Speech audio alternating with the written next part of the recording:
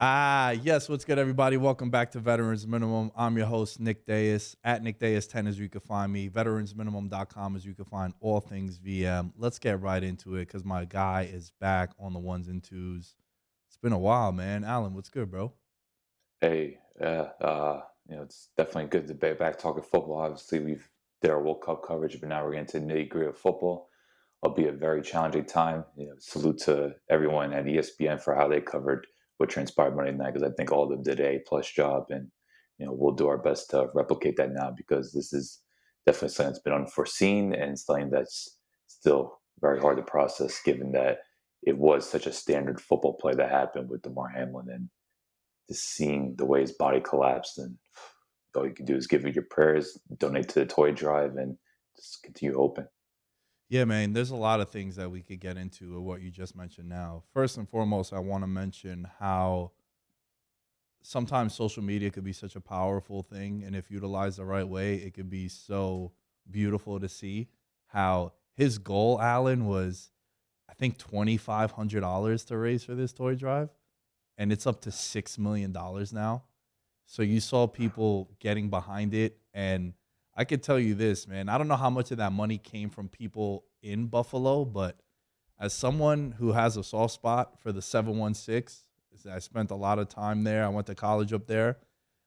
Buffalo loves the Bills. Like, that's all they got there, dude. And they go to Yeah, bat for them. And all that Bills Mafia stuff, that's real, man. Them plowing out their cars when there's big snowstorms for the players, like that thing, those things happen often.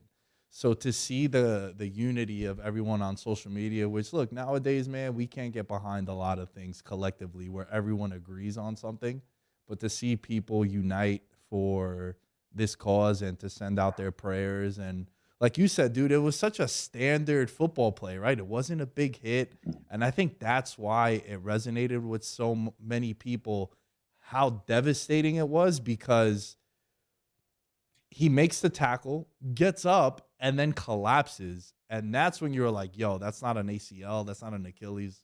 Like, Alan, there's something wrong that we just saw. yeah, yeah. Because like you expect any receiver in that moment, like what T Higgins did, just lowered his shoulder, kick up extra yards, because it was such a big game. You could just tell, like especially the Bengals, they came out with like a point to prove. You could just feel the fire, feel the intensity. Like those are the types of tone setting moments. So when what he did, lowering his shoulder, is just okay.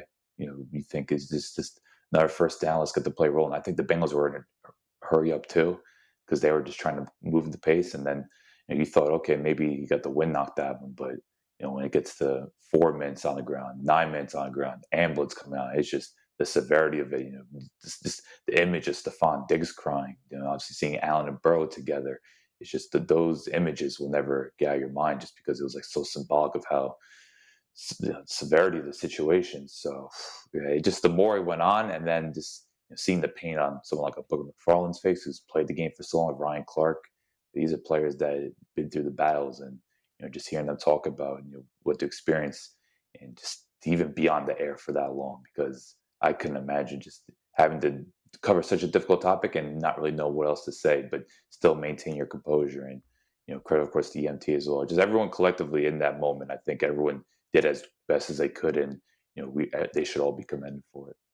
Yeah, without question. And I also think what you said about the players' reactions, which we've been doing a show together for a long time now. You know I always like to say that whenever a player goes down, his reaction tells me all I need to know about the injury. And then when you see his peers reacting in a certain way, and then just Diggs breaking down, Allen doing the covering his face and his mouth, Yeah, you just knew at that point there was no way that these guys were going to be able to go back and play. And it reminded me of the time that Christian Eriksen went down in the Euro Cup. You remember that play, Allen? yeah, Wasn't it? yeah, Didn't it, dude? I was getting chills thinking about that because it had a very similar feeling to that, man.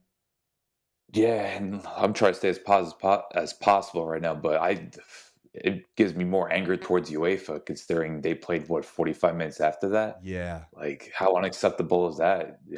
Like, credit to NFL for handling how they handle it, but look what UEFA did, and they end up losing that game. I know, and it was such a bigger moment at that point. It's just like this. didn't need to happen. But it's just these leagues are so fixated on, oh, we have to operate accordingly. Like our structure matters more than player safety. Thankfully, the NFL isn't like that, and we don't know what the future holds in terms of this game resuming. But at least we know players' health is number one priority. Yeah, that was the wildest thing that Denmark had to go back out there on the field and continue where they saw their guy like almost die on the field. And then to have Mhm. even the discussion, and there have been some people on social media saying that it was Zach Taylor and McDermott that when they met on the field, they were like, yeah, we're pulling our guys off. We can't continue. Like there's no way you could after what you saw, Mhm. there's no way that you could make them play again. And I was happy that they canceled that game. And look, our thoughts and prayers are definitely with Damar Hamlin and everything going on with him, and hopefully he's doing better. And there have been some promising reports that have surfaced from that. But if we talk about it from X's and O's standpoint, Alan, and from like a football standpoint, there's some fallout from this incident because loss in all this was how big of a game this was for many reasons. Yeah, it was Monday Night Football, but the one seed was in the balance still. Divisions are up for grabs, seeding, MVP discussions, and now, Alan, what do you think happens with this game potentially being moved?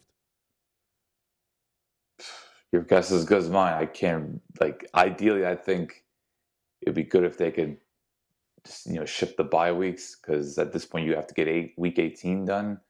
Like I don't agree with having like the conferences. Like I saw some reports saying they're going to do NFC wild card and then have the Bengals Bills game to sell it. But I do think this game definitely needs to be resumed because there's a lot at stake when the time is right, when the players feel comfortable, and just when get more of, like progression reports. Even though like I don't know if that even is a play just because like they have to prepare for week 18 now. So I think if anything that kind of goes out the window, as unfortunate it may sound. But ultimately, at this stage, whether it's Thursday, Friday, Saturday of next week, maybe do that. And if you have to delay the AFC playoffs, that's the best way to go about it. Because I do think this game definitely needs to be resumed somehow because it's just the magnitude of it. And I just think there's going to be a lot of complications if they don't. Like I think I saw something where the Ravens could sweep the Bengals but still not win a division because they'd be 11-6 while the Bengals are 11-5. I think that would be a little dicey.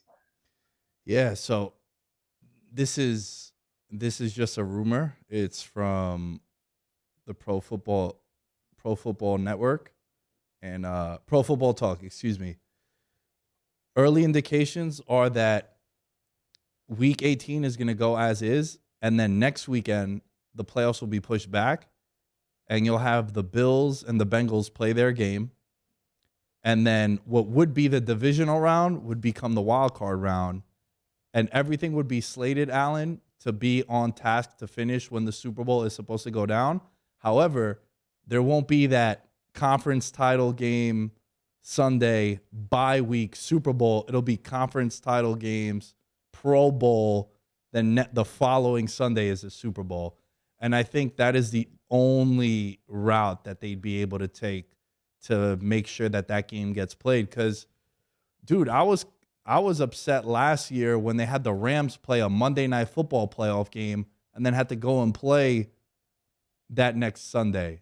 So imagine having to condense all that with the playoffs now and everything and legacies being on the line. I think this is the only optimal route, Alan. I mean, they're still doing that. There's still a Monday night game for Wild Card Weekend. Yeah, I know.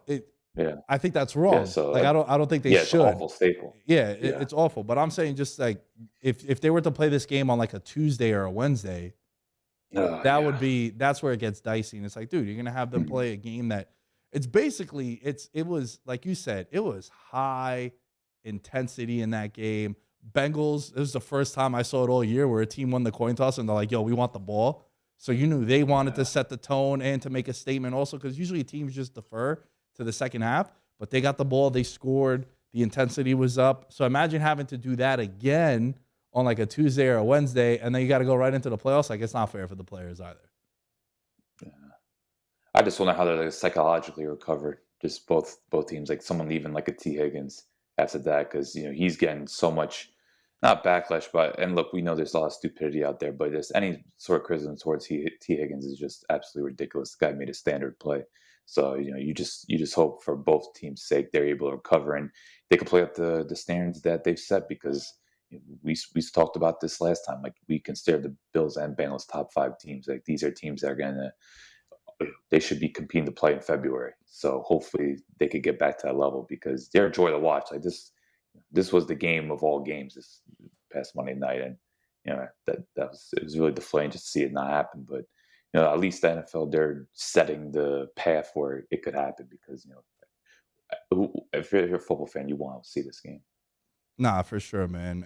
And look, there are a couple of games this weekend that do have some playoff implications, and then there are some games, Alan, that there's nothing to play for certain teams. And this conversation always comes up this time of year. And then when you get more information, I think like your opinion is allowed to change. At least that's how I feel. But where are you in the sense of to rest or not to rest? Because there are some games this weekend, and I'll just read off a couple to you. Bucks, no matter what, they're the 4 seed. No matter what happens, they're playing your team, the Atlanta Falcons. You got the Giants are no matter what the 6 seed, right? The Chargers, no matter what, are the 5 seed. The Jaguars and Titans have to play each other, so that is basically a playoff game on Saturday. And then, Dallas still has an outside chance at the division, depending on what happens. But the Eagles are also a 14-point favorite against the Giants. And then you also have like the dilemma of do you play your players like a Jalen Hurts, right, who's coming off an injury? Because I was thinking about he would come back if they got the 1 seed, Allen. He'd come back for the divisional game. You're talking about like 6 weeks since he's played. And now you're throwing him back into the mix of the playoffs. And it could be a lot. It could be a lot for him to handle in this team. But I know I kind of went off on a rant there, but where are you in the sense of like how do you feel about resting players in situations like If this? you have if you have a spot secured, you rest them. Like team like Tampa Bay, team with the Chargers, Giants. What is nine to play for? Give them a week. Let your key players cover, and you don't want to take a risk that's unnecessary. There's definitely been times where players have gotten injured. Look at like a Mike Evans a couple years ago. Even though I think he did end up recovering, but I remember he got hurt in what was a meaningless game against the Falcons. Hell, I remember 2012, John Abraham, Falcons had the 1 seed. John Abraham got injured against Tampa last game, hurt his hamstring, and he was not 100% in the playoffs, and he was really ineffective. And to this day, people still give Mike Smith heat for it. So it's just if you're locked into a seed, why take a chance with your players? Like I guess they may play 1 or 2 drives, but anything more than a half, I think is just ridiculous. Like I do agree, Jalen Hurts definitely should play because they have to lock up this 1 seed. Like it would be pretty embarrassing if Philly does not have a home game because they lost 3 in a row. So absolutely he should play. But teams like Tampa Bay, teams like Chargers, Giants, probably Dallas. If I don't know what the time is, because is Philly Giants 1 o'clock? All the games that are in division, they all start at the same time. So that there Oh, isn't okay, no like we're gonna rest them now because we know we have no chance. Like now there gotcha. are So that Dallas has to compete. right, Dallas has to compete, Yeah, so does Philly. yeah, There are certain scenarios where I'm pretty sure Minnesota plays at 1 o'clock. So then Minnesota, if they lose, they know for a fact, like San Francisco would know, we have a chance to be the 2 seed in that scenario. So for the most part, when it's like in division, those games start at the same time, unless something gets flexed out. Like we have the Lions and the Packers game that got flexed to Sunday Night Football.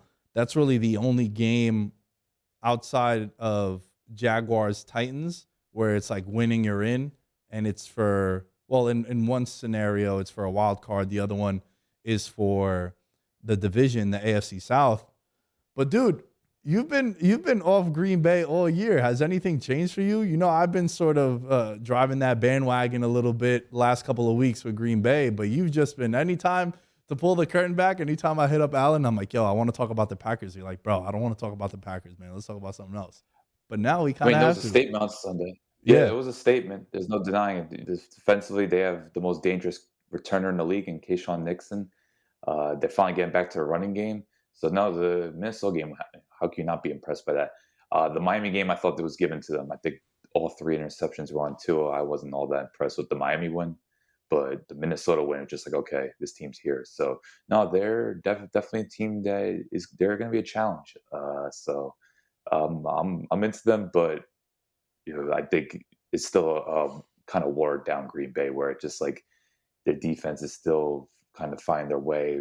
They got to rely on their running because there's just the offense is not explosive. They cannot produce explosive plays unless Watson does something. So it's just a team that they're gonna have to kind of grind games out, and I think they're more than capable of doing it. But as a 7 seed, if you got to play San Fran, I just don't see it. But as a playoff team, yeah, I think they're huge favorites against Detroit. I expect them to run for like 200 yards, and Green Bay, they'll get through. They could be happy for a little bit. Is that ultimately what you think happens? Do you think they beat the Lions? Yeah, I think it's a big mismatch. Look, the Lions are a great story, but the Lions just allowed, what, 300 rushing yards to Carolina not too long ago. Jared Goff in a cold weather, big time Oof. game. Yeah, like, look, I think they're well coached and they definitely have playmakers, but I just think you talk about that big game experience and just Detroit's defense being below average all year. Like, I think this is a kind of a layup for Green Bay, regardless of what happens with Seattle. Yeah, and we've seen the Lions when they go to play outdoors, it could get really ugly for them. Like what happened to them in New England, what happened to them in Carolina. Now you're going into Lambeau, prime time. Green Bay went from dead to now. I think they might be the team I trust the most heading into the playoffs, dude. I know it sounds crazy, but you look at the landscape of the NFC. I was talking about this on the Monday show. You look at the landscape of the NFC, every team is seriously flawed. Either they're coming in injured, either they're coming in not playing their best ball. You have teams like Tampa Bay and Minnesota who you don't trust at all because of how bad Tampa Bay's been all year for the most part. And then obviously the Kirk Cousins thing. He's the reason why people don't really trust Minnesota. And then you got Purdy in San Francisco who feel like there's two different camps when it comes to him. Like people trust him and they're like, yo, he's basically Jimmy G. I don't think so. I think if Jimmy G was playing on this team, I'd almost, if I was a Niners fan, I'd be booking a trip to Arizona. I think no one beats them. But I think that there's serious flaws with all these teams in the NFC. And then you look at Green Bay coming in. They've been playing playoff games now for a month. I don't know, man. There's something about this Packers team, dude, where they finally figured out Christian Watson too. Like you said, they got some guys back on defense. Oh no, sorry, you said about like them running the ball again. I Yeah, think which is important. Like it's AJ Dillon, they need to make sure he's going because he's such a difference maker for him. He sets the tone. yeah. Yeah, and between him and Aaron Jones together, and then that could open up things for the passing game. And maybe now this year they don't have any pressure or expectations. Look, last year they were the 1 seed.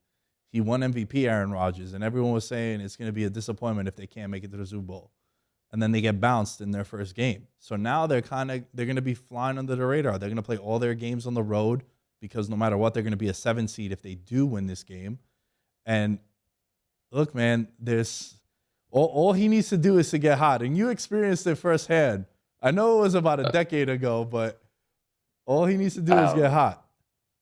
I like how you're putting in multiple terms. Meanwhile, they're playing San Fran, the team they lose to every time in the playoffs. Like, look, let's be blunt, they're not beating San Fran. I think they'll get handled pretty easily by San Fran. I'm not like, look, we can keep it moderated with Green Bay, but they're not winning a playoff game. Absolutely not. Wow. What if they play Minnesota in the first round? So that would require San Fran losing to an Arizona Cardinals team that's kind of checked out for a month, and then Minnesota would have to be Chicago. Like to me, San Fran's locked into 2 seats, so I think it Yeah. would be San Fran Green Bay. So no, I think no, like I said, Green Bay. It's been look, it's good for Lafleur's case because I know people doubt him. I think he's still one of the better coaches in the league. So I'm not trying to downplay what Green Bay's done. It's been impressive, but it's just let's not get all dreamy here. This is still a team that's can't do much offensively and a defense that you get at pretty well. So they'll beat Detroit, but I just come on them against San Fran. It's a huge mismatch. Dude, I don't know if I agree, man, because I saw San Fran All come right, to but you Vegas buy and into Green. You always buy to Green Bay. Like for Green Bay, it's like we know they're a soft team. right, but I'm saying like the San Francisco aspect to it. It's Brock Purdy. He answered some questions for me last week because they were down double digits and he came back and he won that game. But like their defense got lit up by Stidham. I mean, it's always gonna be one game. Like Dallas's defense has been getting lit the last 3 4 weeks. So it just look NFL Yeah, is because crazy like that. Dallas, I know it would. Dallas is Oh, what are mid. you saying? That's why Dallas is mid. First round I bounce, mean, baby. I still have hope, but not great hope. But No, like, look, defenses are gonna have blips, man. Like the Jets defense has had a couple blips. Like it's Yeah, hard to maintain week in and week out to be an elite defense. But look, right. let's not kid ourselves. San Fran's as lethal as it gets. You know, they likely had the defensive player of the year. You know, rushing past or pretty much won them the game against the Raiders. Yeah, he's definitely defensive player of the year. Right now, current odds, he's minus 1,500, meaning $1,500 to win $100. Nick Bosa to win defensive player of the year. Oh, by the way, did you know Hassan Reddick has 16 sacks? I just found that out 2 days ago because I was watching Philly highlights against New Orleans. Like, wow. I know Philly's D line's lethal, but I know Hassan Reddick had literally 16 sacks.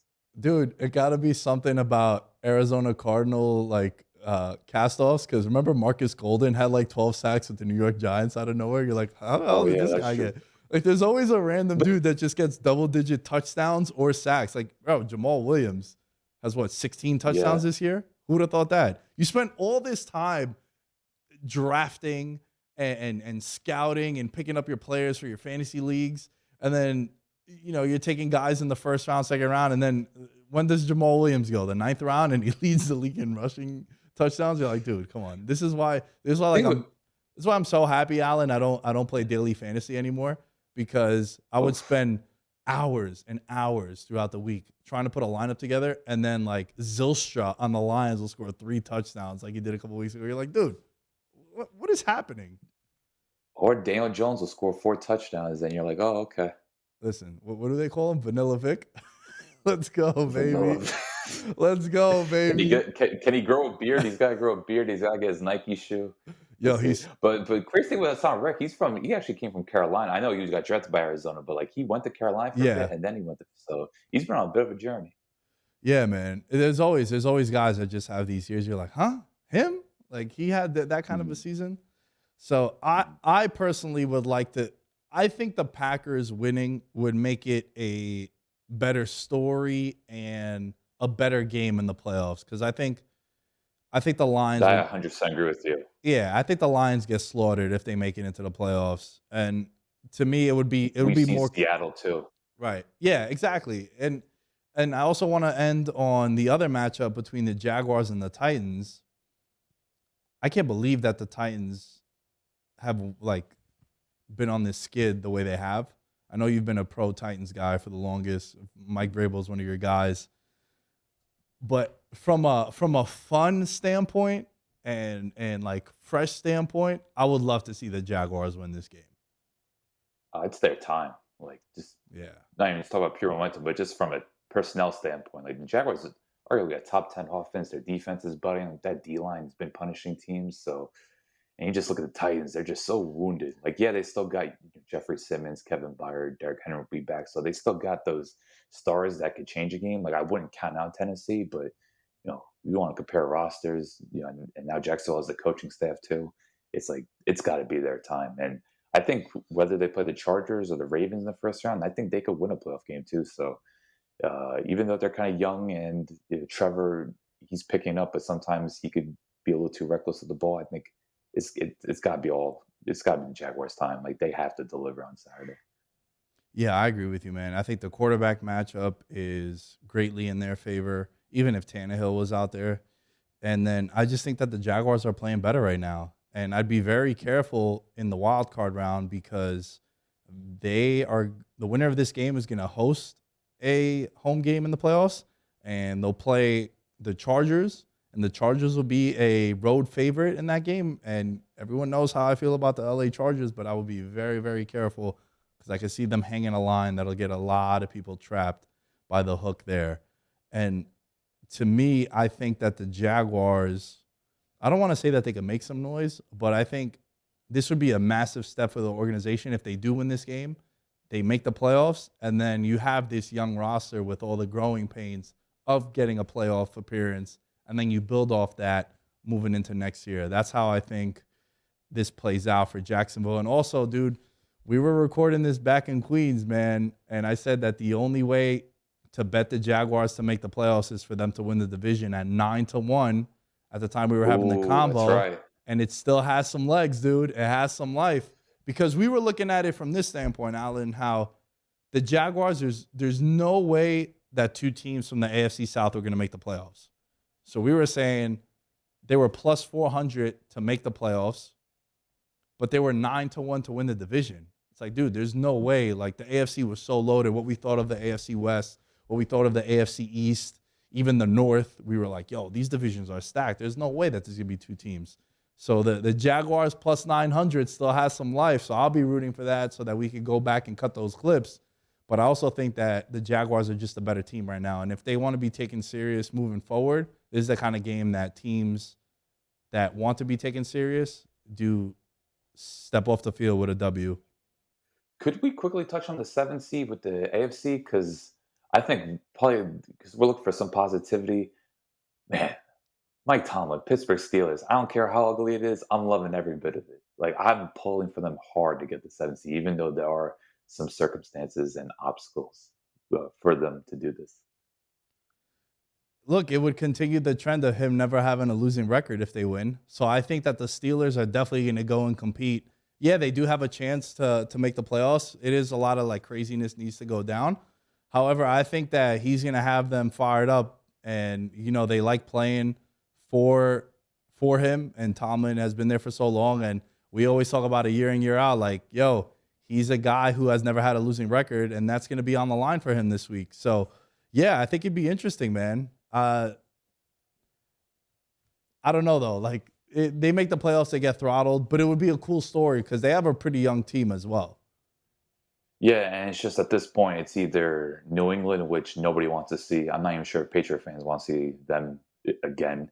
Considering, remember last year when they played Buffalo in that first round, it was over by the second quarter. And then you have a Miami team that just looks kind of diminished, especially given the quarterback uncertainty. So I just think for entertainment purposes, Pittsburgh, just this resurgent defense, just fun group of playmakers, and just Kenny Pickett slinging it around. I think it would be cool. I don't know if they're going to be able to do much, but for a 7th seed and just given the star talent they have, guys like Watt, Fitzpatrick, like let's do it. So I'm hoping they go it off. But of course, look, they need New England to lose to Buffalo, and they need Miami to lose to the Jets. So odds are definitely not looking good. It was around this time last year, Alan, when sports betting got legal in New York. And one of the first big moments was the Patriots playing the Bills, and the Bills were a 3-point favorite against the Patriots in Buffalo in the playoffs. And it was like, oh, in this Oh yeah, economy, you're giving us -3. And it was just like double down, in too easy, game, overs. It was just, bro, they won by 38. Oh, what a gift. man. Good times, man. We need a better Saturday night wild card game. NFL, please. Like, I don't know what you could do this year, but just please, no Patriots, Hey please. man, this is why betting is lit because it was a great game for me. Even though I it was mean, yeah, more power to you. Hey man, this was fun. Good to reconnect with you. It's been a while with the holidays. I'm glad you're doing well. Mhm. Nice to hear from you. And we'll continue this next week, dude. It's gonna start getting Yeah, better for and better. The sure. games are gonna get better and better. So I appreciate your time. Tell the people where they can find you. Alan Stark, that's ALLENSTRK on Twitter. And once again, prayers to Damar Hamlin, Yep. Buffalo, Cincinnati, family, and all of that. And let's just keep hoping he recovers and the league could. You know, you just see, so start getting back to football because it is heavy right now. But Yeah. hopefully, we start seeing these big matchups come to play and playoff football. None better than it. I want to give a shout out to Jason Fanning. He tagged us on the show this week that he was listening. And also a shout out to Bernsey in the Discord, always getting it popping. Oh, and to Nick Chavez, won the VM Fantasy League. I think he beat me in the playoffs too, Alan. That's foul, bro. Did he win it like before Monday night, Nah, it was or it like it was a was decisive one? it was I think Jordan. Shouts to Jordan Riley in the Discord. He had a chance to win it, but then with the game being stopped, Nick Chavez ended up winning. So congrats to him. Oh, yeah, that's another whole talk about. So I'm doing co-champs. I'm not if it's close. Like in my league, I'm Oh, up five. So I'm up five on my buddy Kev, who's literally won back-to-back years. He's going for a three-peat. I'm currently beating him by five, but he has Burrow. I have Singletary and McPherson. So for now, I'm just gonna do co-champs. I'm just like I don't feel right taking the win, but yeah. fingers crossed that they do resume somehow. Because yeah, that's another. Even though, look, it is obviously insignificant, but Right, right, right. look, how big France is. Yeah, Yeah. Well, dude, but it's the same everyone thing. has their own commish style. Yeah. Well, it's the same thing that happened in the contest I'm in because I had the Bengals plus 2.5, and Mhm. they didn't do anything with that game. No win, no loss, no push. And it might be like thousands of dollars kind of swing. And like you said, in the grand scheme of things, hopefully he's doing well. But this is also the other side of the fallout from that game too. A lot of people were getting at these sports books for like not refunding people their money. Look, this is a Oh, billion yeah. dollar like market that goes on a weekly basis with the sports betting stuff. So yeah, man, it could be a talking point for another time. But at Veterans Minimum is you can find everything for the show through our social media. At Nick Day is 10 as you can find me, and we'll catch you guys next week.